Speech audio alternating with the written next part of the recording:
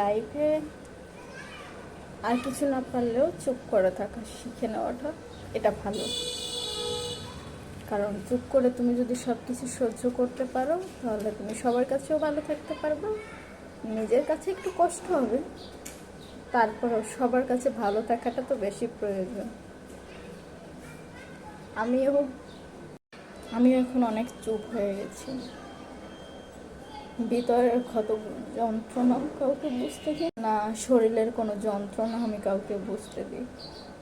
দরকার কি? নিজের কষ্টটা নিজের ভিতর থাকুক না। শুধু শুধু মানুষকে কেন বলার দরকার আছে? বলার প্রয়োজন নেই। কারণ এই কষ্টগুলো কাউকে কখনো ভুলে বোঝানো যায় না।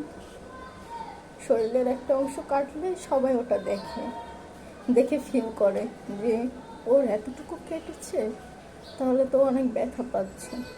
কারণ মানুষ অল্প কাটাতে, অল্প কেটে ফেললে বা কেটে গেলে মানুষ কষ্ট পায়, কিন্তু যন্ত্রণাগুলো কাউকে বোঝানো যায় না। সে যন্ত্রণা যদি সে কখনো না পায়,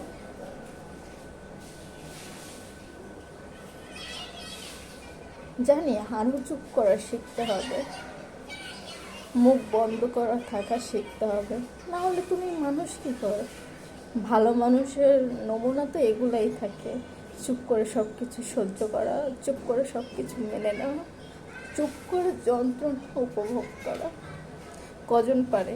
এই চুপ করে যন্ত্রণা উপভোগ করাটাও তো সবাই পারে না। আমি এমনিতে অনেক ইমোশনাল একটা মেয়ে।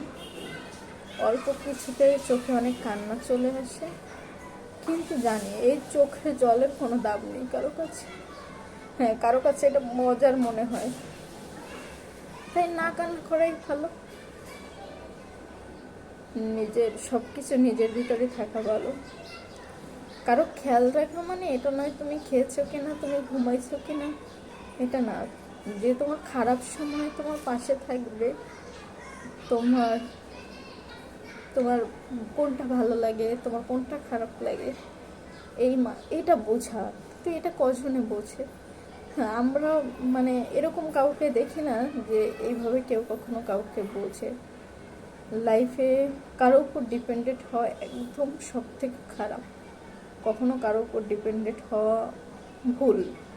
মানে এর থেকে ভুল হয়তো লাইফে কোনো কিছুই নেই, আর কোনো কিছু হতেও পারে না।